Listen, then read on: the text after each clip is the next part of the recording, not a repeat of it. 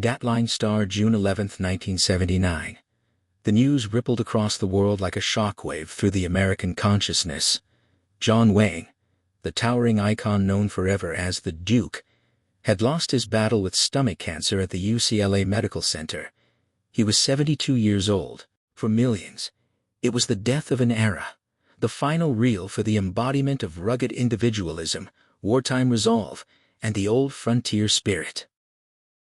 Yet, in the days following his death, as plans were made for a private Catholic Mass at Our Lady Queen of the Angels Church in Newport Beach, a different kind of tension simmered beneath the surface of Hollywood's grief. The funeral, held at sunrise on June 15th, was deliberately kept secret to avoid media frenzy. Only family and a handful of close associates were invited. But in the world of celebrity and political warfare, an invitation, or the lack thereof, is rarely the point. The point is who shows up, and who stays away. In the case of John Wayne, the absences spoke louder than the eulogies. While millions mourned, 6 of the most famous actors of the century chose to remain silent and absent. Their refusal was not born of scheduling conflicts, but of deep, irreconcilable ideological hatreds, personal slights, and a fundamental rejection of what John Wayne represented off the screen. To understand the refusal, one must understand the man. Born Marion Robert Morrison in Winterset, Iowa, Wayne was a product of the rugged American expansion. He was a staunch anti-communist, a Republican icon, and a man whose politics were as rigid as the spine of the characters he played. In a notorious 1971 interview with Playboy magazine, Wayne laid bare the beliefs that made him a hero to the right and a villain to the left. He stated, "I believe in white supremacy until the blacks are educated to a point of responsibility. I don't believe in giving authority and positions of leadership and judgment to irresponsible people." Regarding the treatment of Native Americans, he added, "I don't feel we did wrong in taking this great country away from them. There were great numbers of people who needed new land, and the Indians were selfishly trying to keep it for themselves." These were not the rantings of a forgotten B-movie actor. These were the words of America's biggest box office star. While he won an Oscar for True Grit and defined the Western genre, his political activism, including his role as a founding member of the Conservative Motion Picture Alliance for the Preservation of American Ideals, made him a polarizing figure. When he died, the lines were drawn not in the sand, but in the concrete of Hollywood's Walk of Fame. Here are the 6 notable actors who drew that line all the way to the grave, refusing to attend the Duke's final farewell. If John Wayne was the ID of conservative America, Marlon Brando was the superego of liberal rebellion. The two represented the tectonic shift in acting style and social conscience that occurred between Stagecoach 1939 and The Godfather 1972. Brando detested everything Wayne stood for. Unlike Wayne's on-screen jingoism, Brando was a fierce activist for civil rights and, most pointedly, Native American rights. While Wayne was dismissing indigenous peoples as selfish, Brando was boycotting the 1973 Academy Awards, where he won for The Godfather, to protest Hollywood's portrayal of Native Americans, sending Sachin Littlefeather in his place. For Brando, Wayne was not a hero, he was a propagandist for genocide. Their professional paths barely crossed, but their worldviews were on a collision course. Brando saw Wayne's westerns as celebratory myth-making of a bloody conquest. Wayne reportedly saw Brando as an ungrateful, mumbling ingrate who bit the hand of the industry that fed him. In June 1979, Brando was still active in his civil rights work. Attending Wayne's funeral would have been a betrayal of every protest he had ever made. His absence was a quiet but devastating condemnation of the cowboy mythos. The absence of Jane Fonda was not just expected, it was a foregone conclusion. The feud between Hanoi Jane and the Duke was the defining cultural clash of the Vietnam War era. Wayne was the ultimate hawk. He directed and starred in The Green Berets 1968, a pro-war propaganda film released at the height of the conflict, intended to counter the growing anti-war sentiment.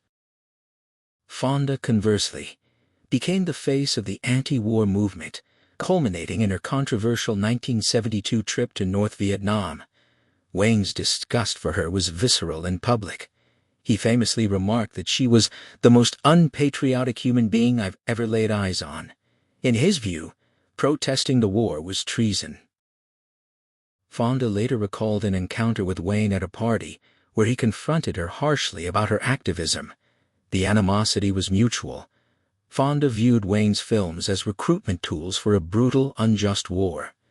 When Wang died, Fonda was at the peak of her activism. She had no intention of honoring a man who called for her imprisonment.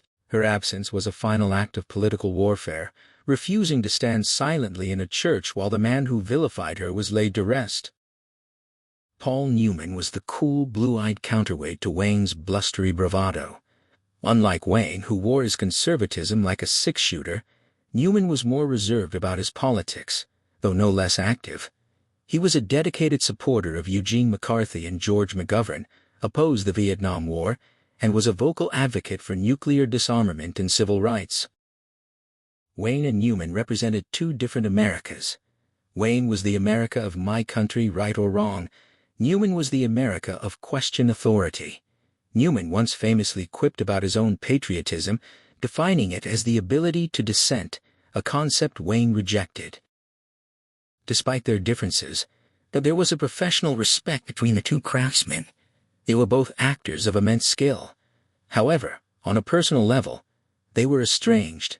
Wang had little time for what he called the egghead, liberal elite of Hollywood. While Newman's publicist might have cited scheduling conflicts, the reality was that Newman chose to distance himself from Wang's legacy. He did not need to attend a funeral for a man whose political career he had spent decades opposing. Kirk Douglas was a contemporary of Wang's, but a different breed of leading man. Where Wang was the monolithic, stoic monument, Douglas was the anxious, ambitious, morally gray hero. Politically, Douglas was a liberal Democrat, though he was often less vocal than Brando or Fonda.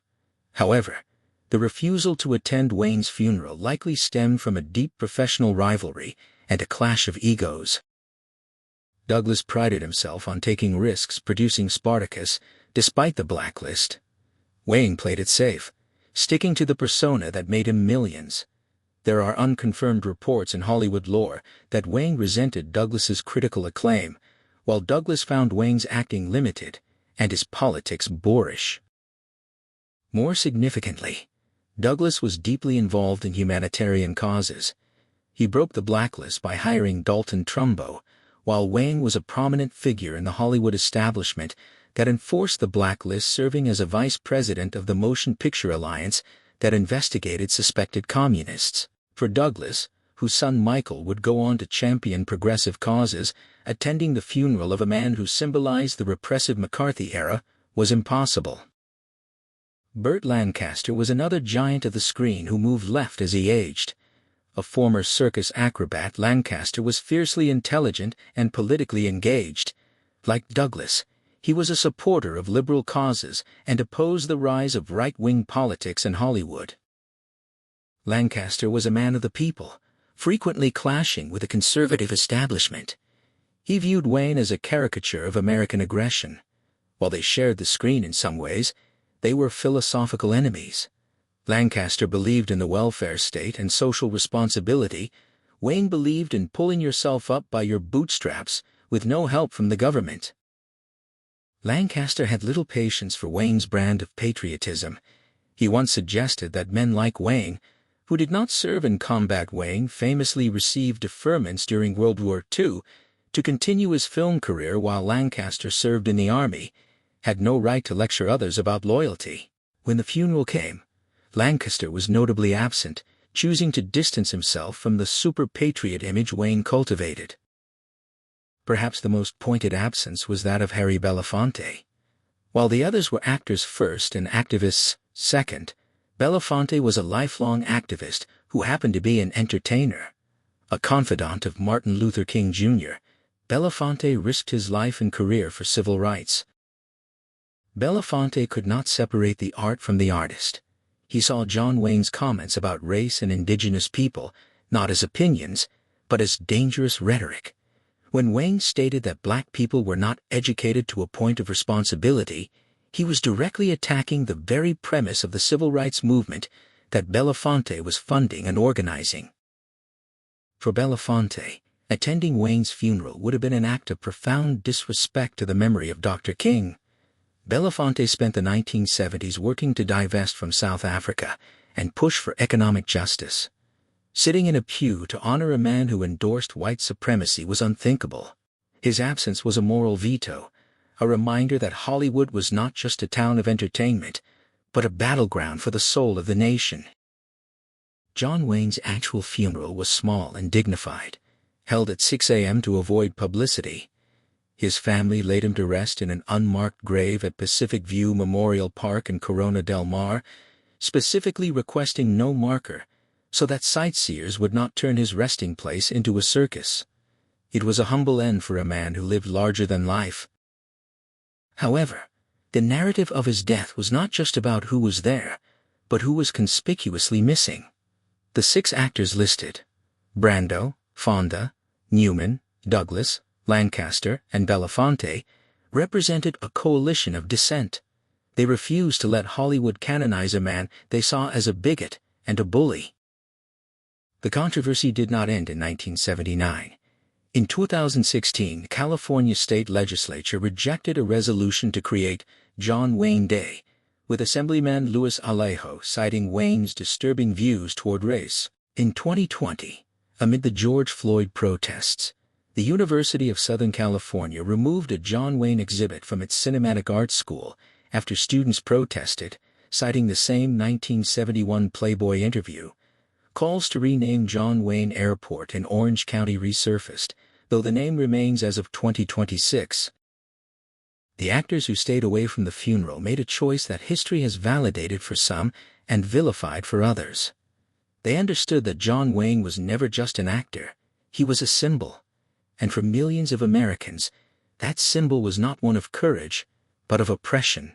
The empty seats at his funeral were not an oversight. They were a verdict.